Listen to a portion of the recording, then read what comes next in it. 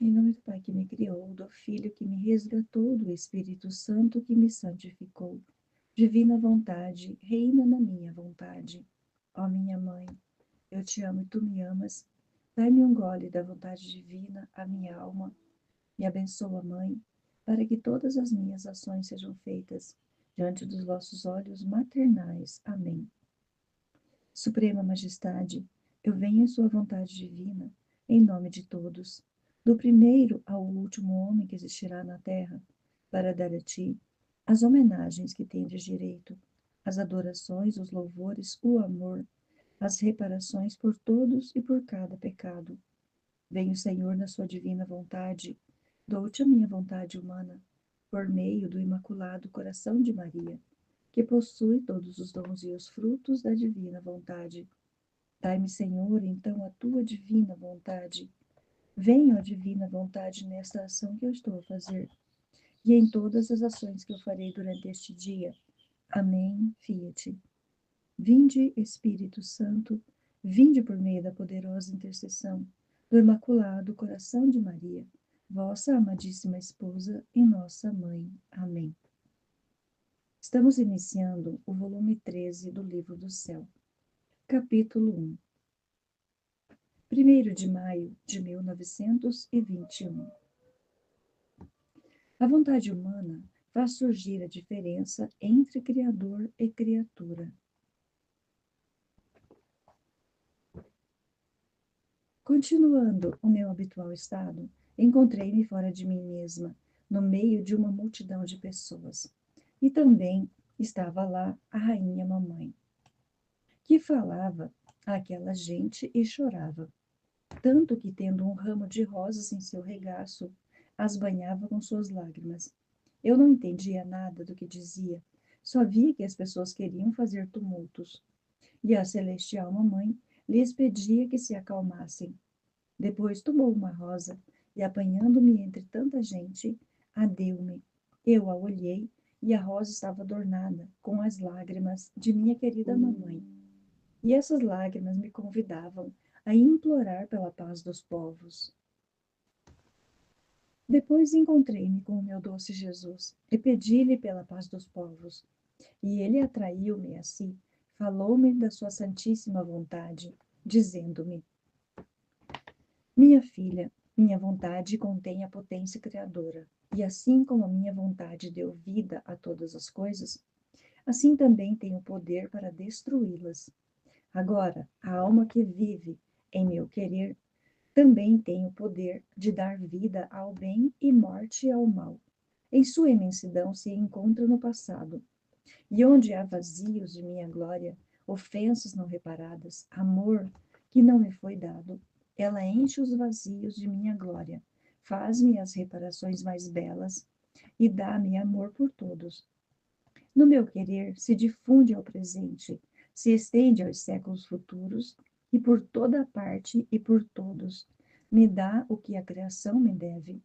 Eu sinto na alma que vive em meu querer o eco de meu poder, de meu amor, de minha santidade. Em todos os meus atos ouço o eco dos seus.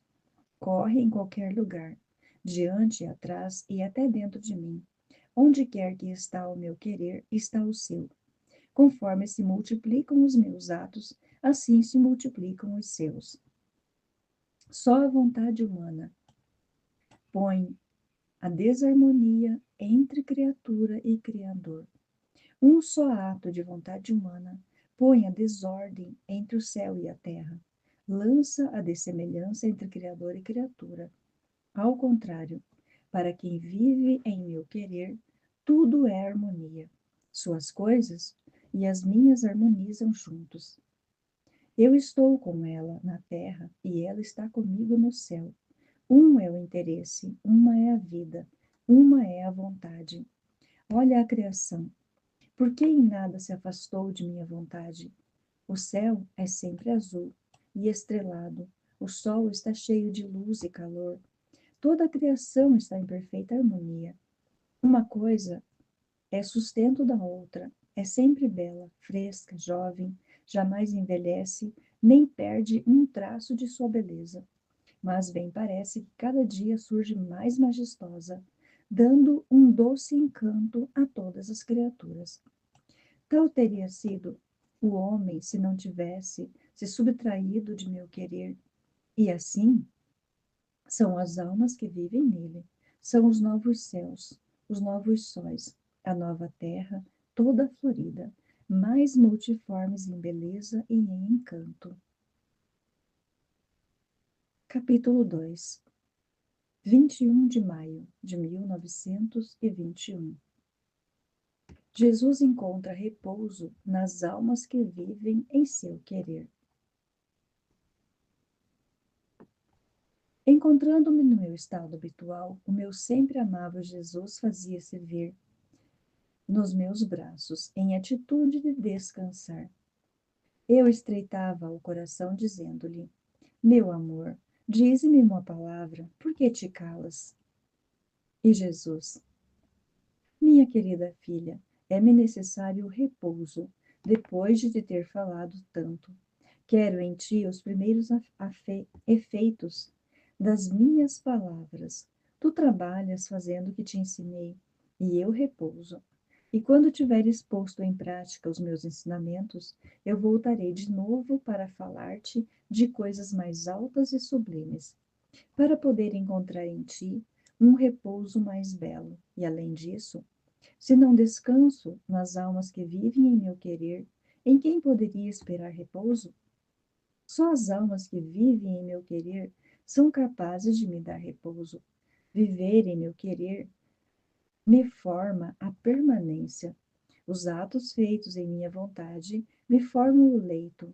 Os atos repetidos e a constância em repeti-los são os arrulhos, a música e o ópio para conciliar o sono. Mas enquanto durmo, eu te vigio, de modo que tua vontade não é outra coisa que o desabafo da minha. Teus pensamentos, o desabafo da minha inteligência. Tua palavra, o desabafo da minha. Teu coração, o desabafo de meu coração. Assim, se bem não me ouves falar, estás tão perdida em mim que não queres, nem pensas, nem fazes senão o que quero e o que faço eu. Por isso mesmo que vivas no meu querer, podes ter a certeza que tudo o que se desenvolve em ti sou eu. Maravilhoso. Capítulo 3. 2 de junho de 1921. Jesus, quando veio à Terra, falou muito pouco sobre sua vontade.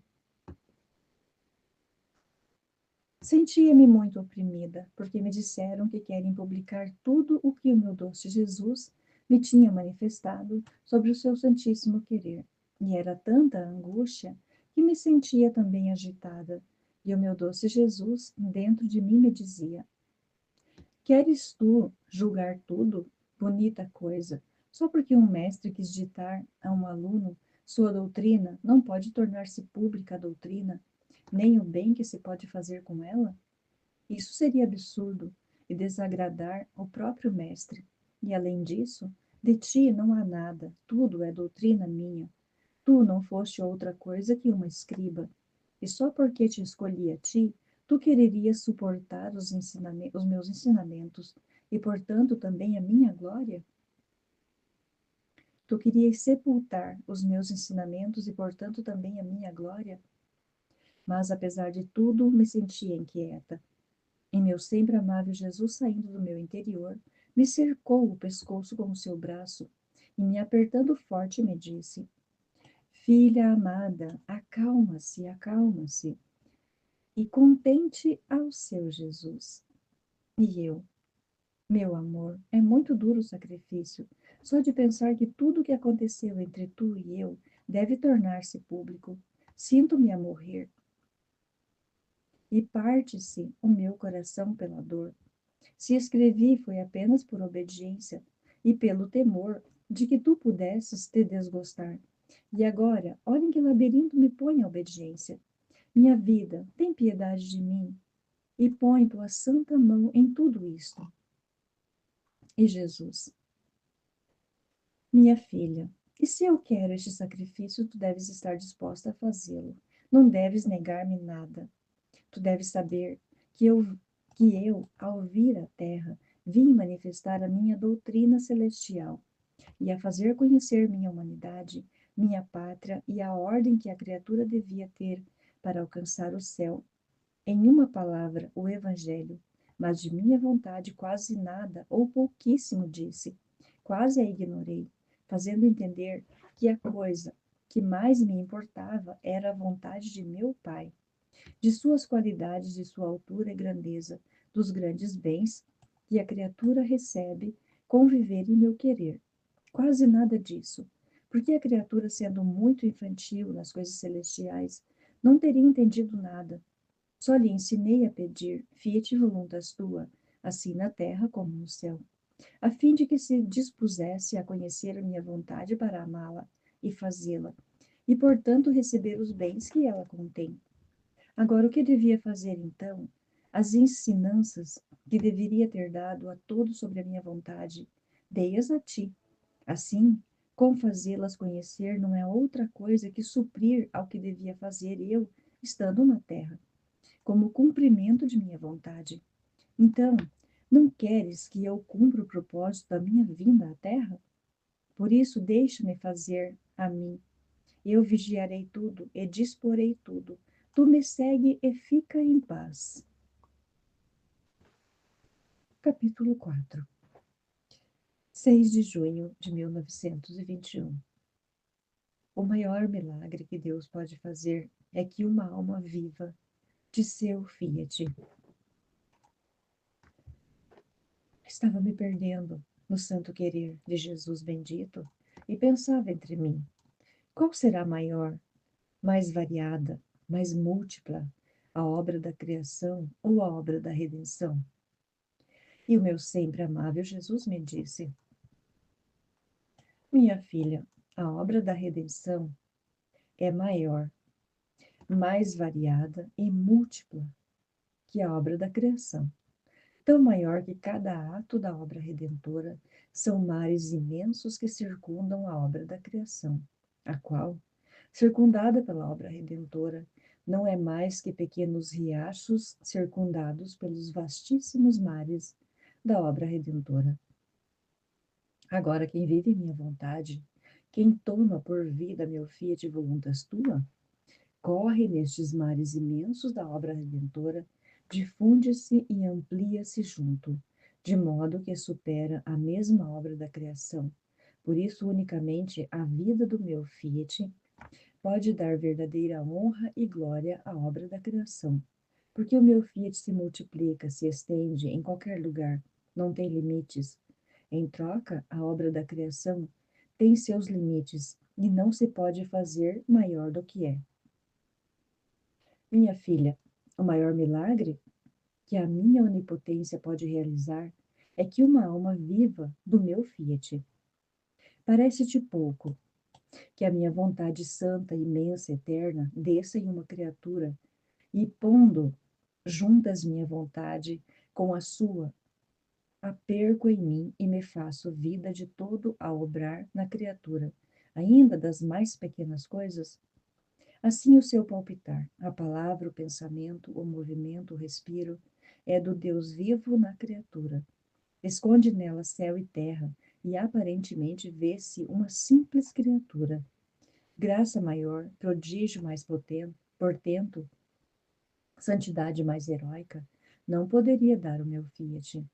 Olhe, a obra da criação é grande, a obra da redenção é maior ainda, mas meu fiat, fazer viver a criatura em minha vontade, supera a uma e a outra, porque na criação meu fiat criou e pôs fora minhas obras, mas não ficou como centro de vida nas coisas criadas. Na redenção, o meu fiat ficou como centro de vida na minha humanidade, mas não ficou como centro de vida nas criaturas.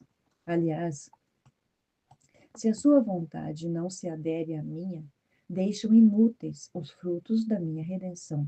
Em troca, o meu fiat, ao fazer viver a criatura no meu querer, eu fico como centro de vida da criatura, e por isso te repito, como outras vezes, que o meu fiat voluntas tua será a verdadeira glória da obra da criação e o cumprimento dos copiosos frutos da obra da redenção. Eis a causa pela qual não quero outra coisa de você, senão que meu fiat seja a sua vida, que não olhe outra coisa que o meu querer, porque quero ser centro na sua vida. Maravilhoso. Uau, que lindo. Capítulo 5. 12 de junho de 1921. Onde encontrar sua vida, Deus parará e habitará ali para sempre. E então repousará não na obra da criação, mas na sua própria vida. A alma deve ser centro do divino querer. Continuando meu habitual estado, meu sempre amável Jesus continua me falando do seu santo querer, dizendo-me: Minha querida filha, parto de minha vontade. Eu não quero céu fechado de estrelas. Me agradaria, encontraria minha obra, mas não me satisfazeria, porque não me encontraria a mim mesmo. Não te quero sol, se bem me agradaria, encontraria a sombra de minha luz e de meu calor, mas não encontrando a minha vida, passaria por muito. Não te quero terra, cheia de flores, de plantas e de frutos, pois se bem me poderia agradar, porque encontraria o fôlego dos meus perfumes, as pegadas da minha doçura, a maestria da minha mão criadora. Em suma, encontraria as minhas obras, mas não a minha vida. Por isso passaria adiante de tudo, continuaria a agir sem me deter. Para onde encontrar o quê? Minha vida. E onde encontrarei esta minha vida? Na alma que vive da minha vontade. Eis porque não te quero nem céu, nem sol, nem terra florida, senão centro do meu querer. Onde encontrar a minha vida, deter-me-ei, e ali habitarei para sempre. E então estarei contente. Repousarei não na minha obra, como na criação, mas na minha própria vida. Tens de saber que a tua vida deve ser o fiat. O meu fiat trouxeste-te à luz, e qual sobre rainha, levando o teu seio o fiat criador. Levando no teu seio o fiat criador. Deves caminhar o campo da vida sobre as asas do mesmo fiat, lançando toda a parte a semente da minha vontade, para poder formar outros tantos centros de minha vida sobre a terra, e depois voltar ao meu próprio fiat e ao céu. Seja fiel, e minha vontade te será vida, não para te conduzir, pés para caminhar, boca para falar. Em suma, te substituirá a tudo. Mão para te conduzir, pés para caminhar, boca para falar. Em suma, te substituirá a tudo. Ou seja, Jesus é que viverá em nosso ser. Capítulo 6. 20 de julho de 1921. Semelhança entre o sol e quem vive no divino querer. Encontrando-me em meu habitual estado, meu sempre amável Jesus veio, mas todo majestade e amor tomou-me a mão direita e com a sua, aproximando-se ao meu coração, me beijou. Depois, com ambas as mãos, me tocou minha cabeça durante alguns momentos. Quem pode dizer o que me sentia infundir? Só ele pode dizer o que infundia em mim. Depois me disse: Filha do meu querer te enche, e para guardar meu querer em ti, me ofereço eu mesmo como custódia de minha mesma vontade. É então grande o dom que coloquei em você, que não quero deixá-lo à sua mercê, porque não teria atenção suficiente para guardá-lo, pois isso não só estarei como defesa, senão que te ajudarei a que se derrame fora de você, de maneira que onde quiser se verá a marca da minha vontade. Depois acrescentou: quem vive em meu querer deve ser como o centro de tudo. Olhe o sol no alto. No céu se vê o centro de sua luz, sua circunferência, mas a luz e o calor que expande tocam e enchem toda a terra, fazendo-se vida e luz de toda a natureza. Assim, quem vive em meu querer deve viver como fundido em meu mesmo centro, o qual é vida de tudo. Essas almas são mais do que sol, são luz, calor e fecundidade de todos os bens. Assim que quem não vive de todo em meu querer, podem se chamar plantas, flores, árvores, que recebem luz, calor, fecundidade e vida destes sóis. E vivendo no baixo, estão sujeitos a crescer e a descrescer. Estão expostos aos ventos, às geadas, às tempestades. Ao contrário, quem vive meu querer, como o sol tem a primazia sobre tudo, triunfa e conquista tudo. E enquanto ele toca tudo e se faz vida de tudo, ele é intangível. Não se deixa tocar por nenhum, porque vivendo no alto, nenhum o pode alcançar. A cada trecho, um mais maravilhoso do que o outro, que Jesus vem trazer para nós. Capítulo 7, 28 de junho de 1921. As almas que vivem no divino querer, o que faz Deus faz em elas. O verdadeiro reinar é não estar excluído de nenhuma coisa criada por Deus. Estava me colocando toda no divino querer, e o meu doce Jesus me disse: minha filha, as almas que vivem em meu querer são um reflexo de tudo e de todos. E como refletem em tudo, por consequência recebem o reflexo de todos. E como minha vontade é vida de tudo, elas, em meu querer, correm a dar vida a tudo. Assim que também as coisas inanimadas e os vegetais recebem seus reflexos, e elas recebem o reflexo de tudo o criado. Harmonizam no meu querer com todas as coisas criadas por mim. No meu querer, dão a todos, são amigas e irmãos de todos, e recebem amor e glória de todos. Meu querer as torna inseparáveis, e por isso o que faço eu, o fazem elas. No meu querer não pode fazer coisas diferentes de mim. O reino de minha vontade é reinar. Por isso todas elas são rainhas, mas o verdadeiro reinar é não estar excluído de nenhuma coisa criada por mim. Capítulo 8, 14 de julho de 1921. Assim como o sol forma a vida de toda a natureza, o divino querer forma a vida das almas. Minha vontade nadava no querer eterno, e uma luz incompreensível me fazia compreender e me dizia: minha filha, para quem vive em minha vontade, acontece como a terra que está exposta ao sol. O sol, rei de tudo o criado, está acima de tudo, e toda a natureza parece mendigar do sol o que forma sua vida, sua beleza, sua fecundidade. A flor mendiga do sol sua beleza, o seu colorido, o seu perfume. E conforme vai brotando e abrindo-se, assim abre a boca para receber do sol o calor e a luz para colorir, perfumar e formar a sua vida. As plantas mendigam no sol a maturidade, a doçura, o sabor. Todas as coisas mendigam no sol a sua vida. Meu querer é mais do que sol, e conforme a alma entra em seus ardentes raios, assim recebe a vida. E ao ir repetindo seus atos em meu querer, assim recebe agora minha beleza, agora minha doçura e fecundidade, agora minha bondade e santidade. Assim que cada vez que entra nos raios do meu querer, tantas qualidades divinas de sobra recebe.